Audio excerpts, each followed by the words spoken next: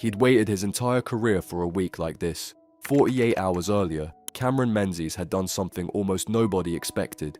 He'd walked out onto the most feared stage in darts, the Winter Gardens in Blackpool, and he'd beaten Luke Humphries, the world number 2, a former world champion, and he'd finished it with 170. The big fish, the highest checkout in the game. He called it the biggest moment of his darts career.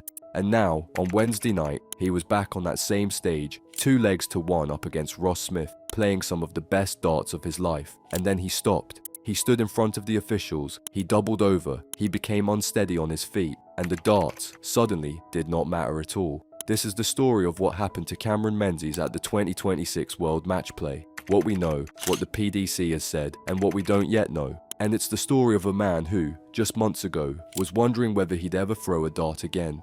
Welcome to the dart side. To understand why Wednesday night hit the darts world so hard, you have to understand where Cameron Menzies was standing before it. This was not supposed to be his tournament. The World Match Play is unforgiving. Long formats, no sets, just a straight sprint of legs played in front of one of the rowdiest crowds in the sport.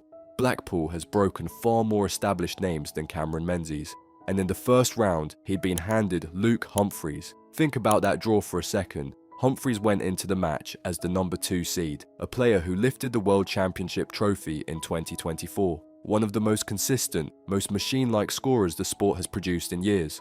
For most players, that's where the week ends. Menzies had also never won a match on the Winter Garden stage before. Not once. So he did it the hard way. He beat Humphries 10 legs to 7 and he sealed it with 170 checkout. Treble 20, bullseye. The biggest finish in the game, on the biggest stage, against one of the biggest names. Afterwards, he called it the biggest moment of his darts career. And watching on, the Sky Sports analyst Wayne Mardle described it as the best win Menzies had ever produced.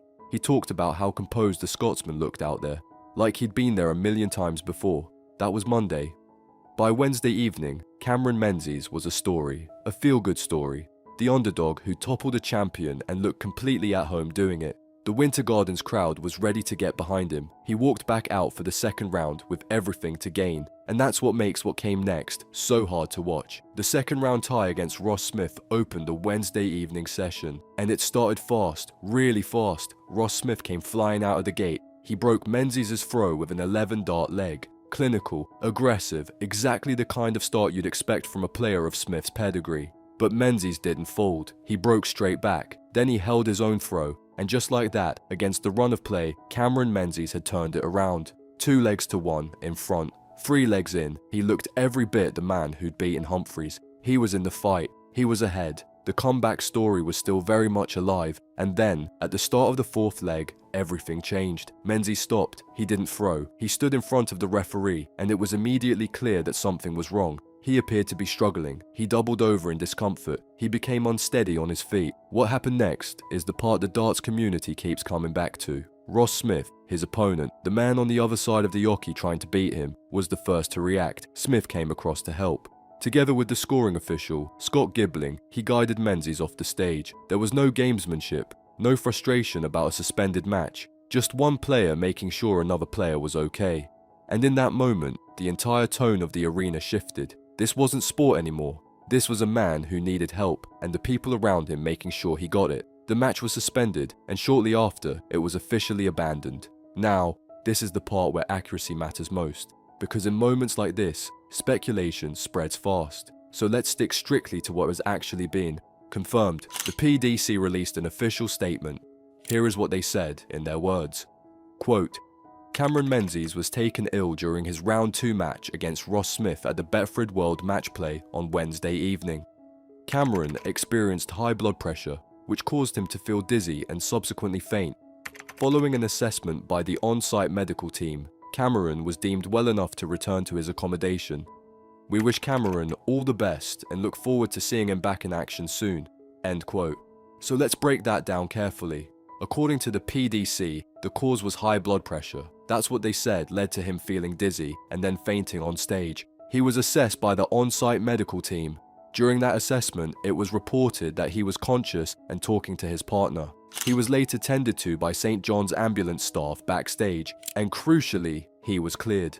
Deemed well enough to return to his accommodation. On stage, the MC Lewis Jones addressed the crowd. He explained that after receiving attention and advice from medical professionals, Cameron Menzies was unable to continue the match. He apologized to the fans, thanked them, and confirmed the next match would go ahead a short time later. The PDC also posted on their official channels confirming Menzies was unable to continue and that Ross Smith would progress to the quarterfinals as a result. Now, I want to be very clear about something because this matters. Everything I've just told you is confirmed. The cause, high blood pressure, is what the PDC stated. I'm not going to sit here and diagnose Cameron Menzies. I'm not a doctor, and neither is anyone else speculating online tonight. What we have is the official word, and that's what we're reporting. Here's what makes this story land differently though, because earlier this year, Cameron Menzies had already spoken publicly about his health. In an interview at the Belgian Darts Open, Menzies opened up about ongoing issues. He said, in his own words, that he has an issue with his heart. He mentioned high blood pressure, he mentioned an ectopic heartbeat, which he described as fairly common, and he talked about a family history of heart issues. Now, and I want to be careful here, no source has explicitly connected that pre-existing condition to what happened on Wednesday night. The PDC's statement stands on its own, but it does give you important context. This is a player who has been open about managing his health, who had already made significant changes because of it, because that same story also involved a dramatic transformation.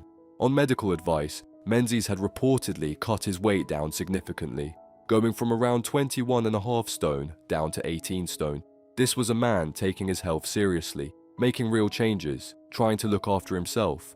And that's the version of Cameron Menzies who walked into this world match play, lighter, focused, and on the form of his life. Which brings us to the other layer of this story. Because this comeback week wasn't just impressive, it was, in many ways, a redemption.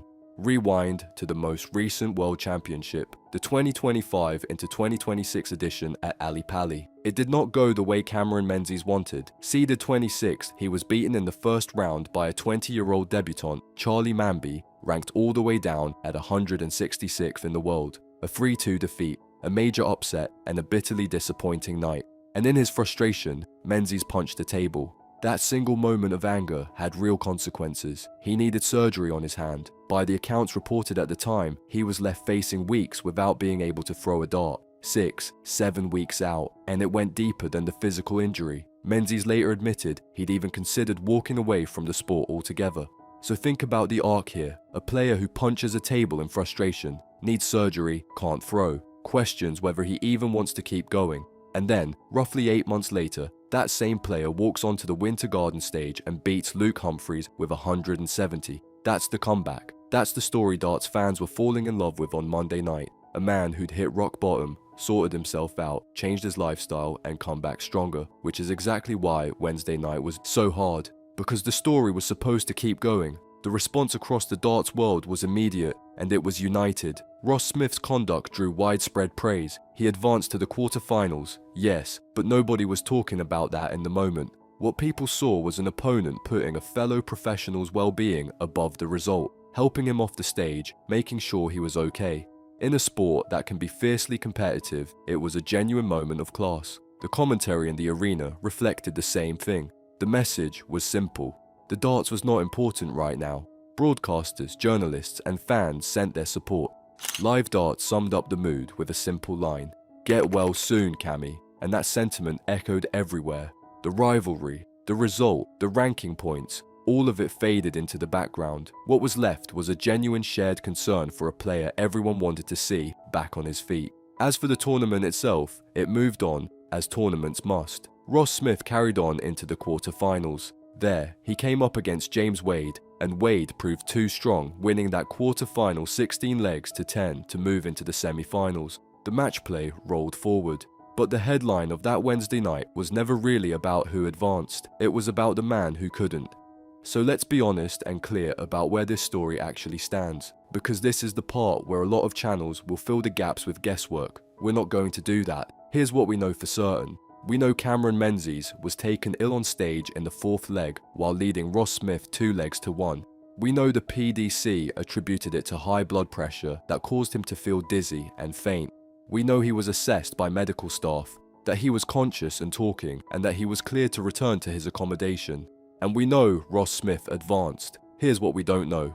At the time of putting this together, there was no detailed personal statement from Cameron Menzies himself about the incident. There was no confirmed timeline for a return. Anything beyond he was cleared and went back to his accommodation would be speculation, and Cameron Menzies deserves better than to be a subject of guesswork about his health. What we can say is this: he was open about his health long before Wednesday night. He'd made serious changes to look after himself, and the entire darts community, from his opponent to the commentary box to the fans, was pulling for him.